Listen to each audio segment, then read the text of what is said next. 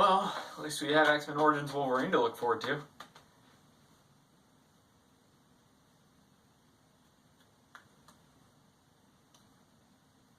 Yep.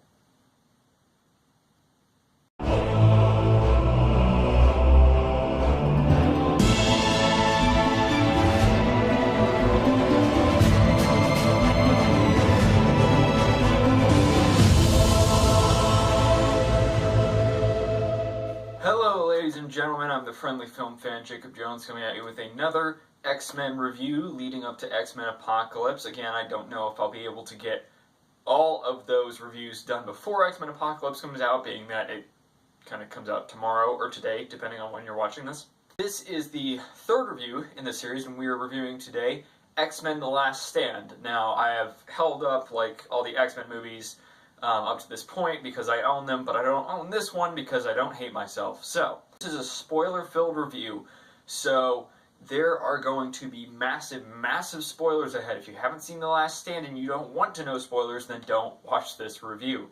However, if you have seen it and you'd like to know some thoughts about it from me, here we go. This movie is a very, very mixed bag because there are a lot of really good things about it, and then there's a lot more not good things about it.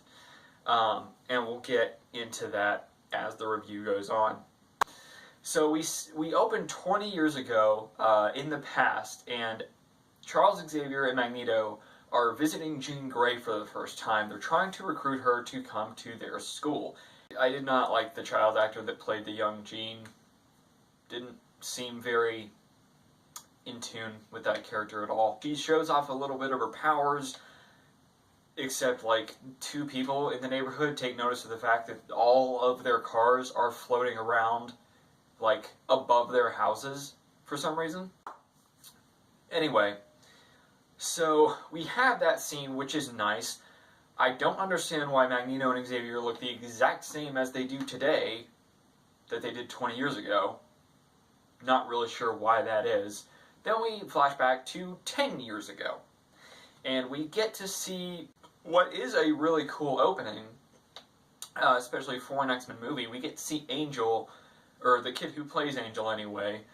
Again, the kid actors are not great, but, you know, we tolerate them because it's an X-Men movie, and we don't care about the kid X-Men at the moment. We care about the main cast. Angel is cutting off his wings, and you see his father barge into the bathroom. He's like, "Son, not you."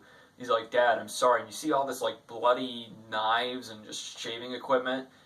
And you see all these feathers on the floor. And then we go into our opening title sequence, which, once again, is actually a pretty good sequence. Now, the music here is different. This music was not done by John Ottman, and that is one thing I won't fault this movie for, is its score. It has a pretty good score, and I do really enjoy listening to it. The score is by John Powell, who you may remember from the How to Train Your Dragon movies. The big plot point of this movie is that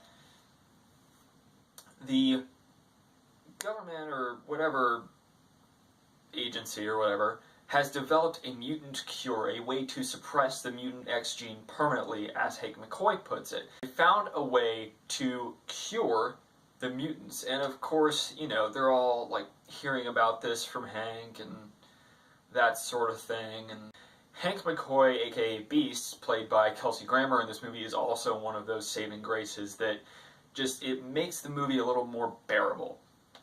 And I say bearable very heavily.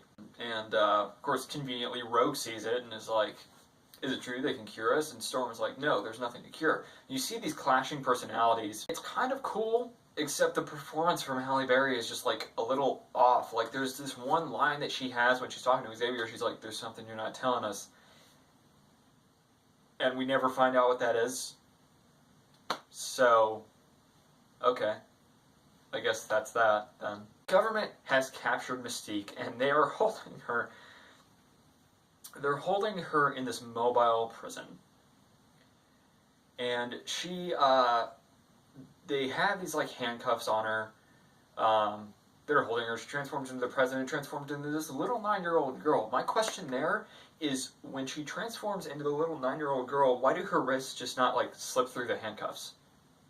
Because her wrists are going to be a lot smaller, I guess, at that point. I don't know. Why not just transform to, like, a very, very small person? You've seen some of those around, right? But no, we can't have any logic in this movie. We just have to have X-Men things kind of splattered throughout with no real rhyme or reason as to why most of them are happening. So Magneto hijacks this meeting run by this guy who's like, we need to talk to the government about this cure.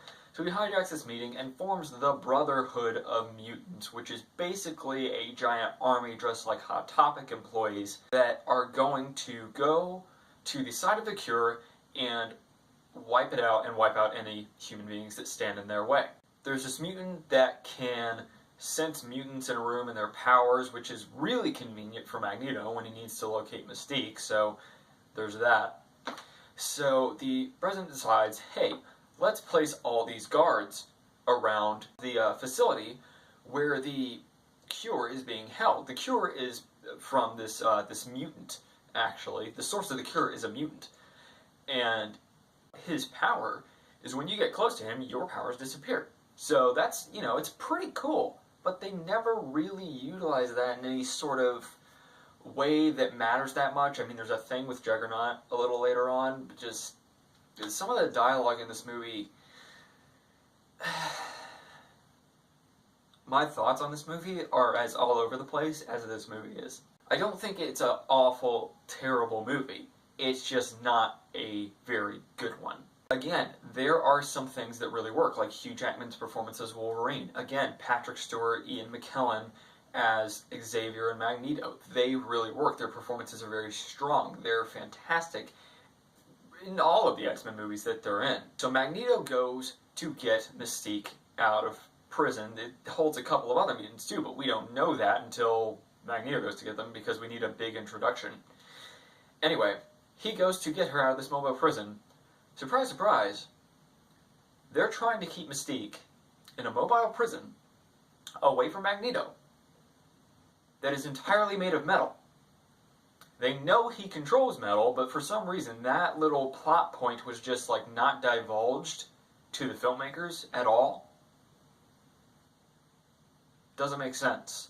And there's a lot in this movie that doesn't make sense. Like the scene on the bridge towards the end of the movie where Magneto is throwing all these metal cars and Pyro's lighting them up and like these car bombs are falling, but it doesn't make sense because they didn't even have to like have this big battle. They had Jean Grey, the Phoenix, quote unquote, with them.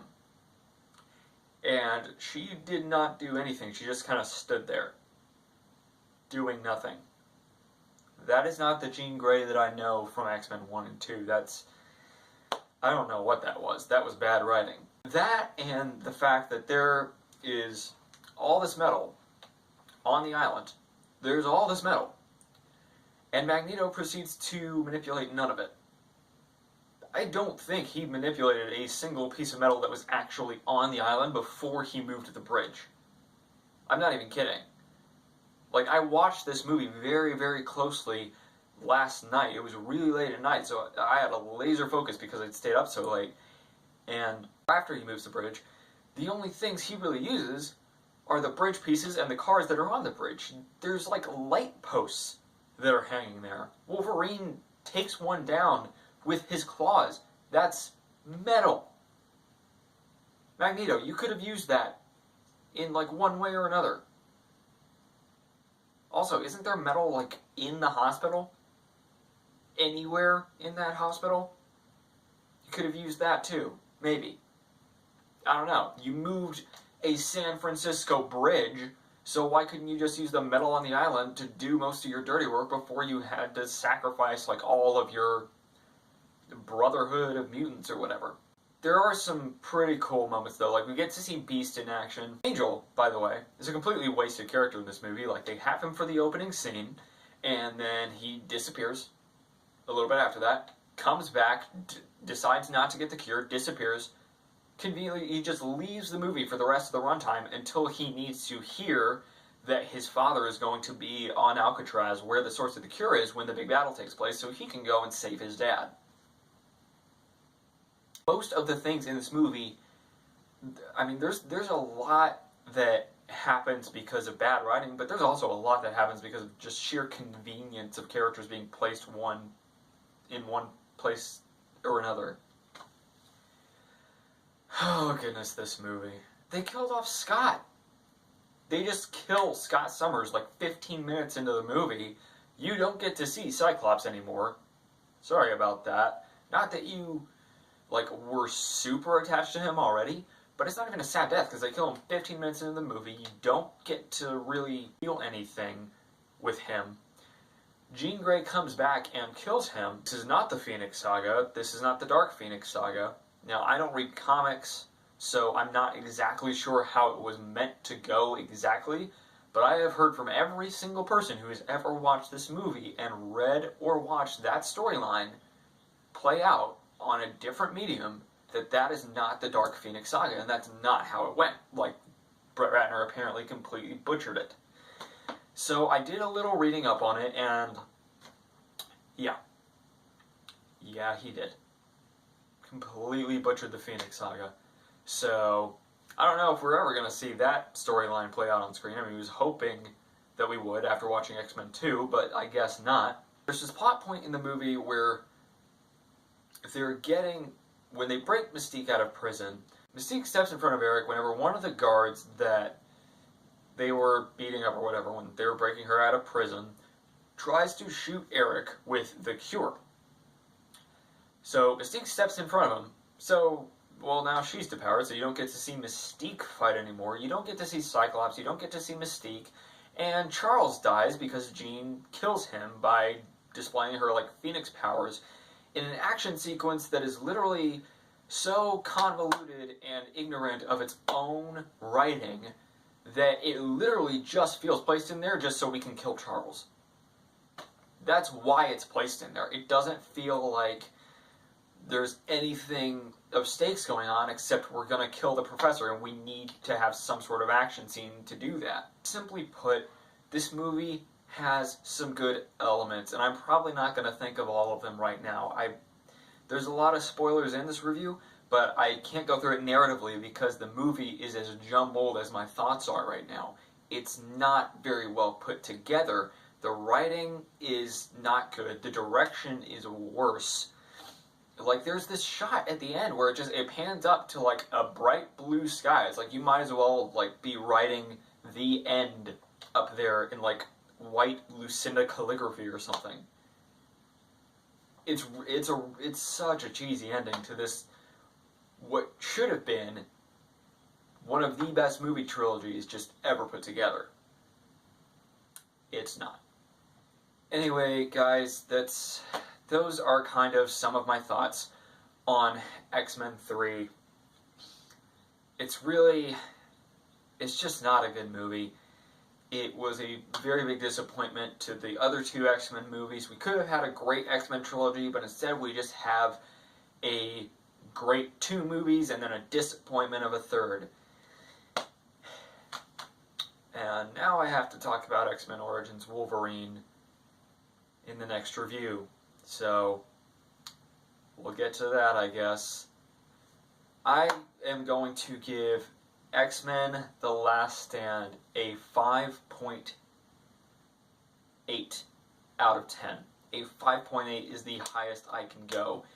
There's a lot of stuff that really works, there's a lot of really good stuff, but it's just not handled well in the cohesiveness of the story. The writing is bad. There's a lot of things that don't make sense. It's very illogical in many, many parts. And I honestly don't want to talk about it anymore, so that's all I'm going to say about it.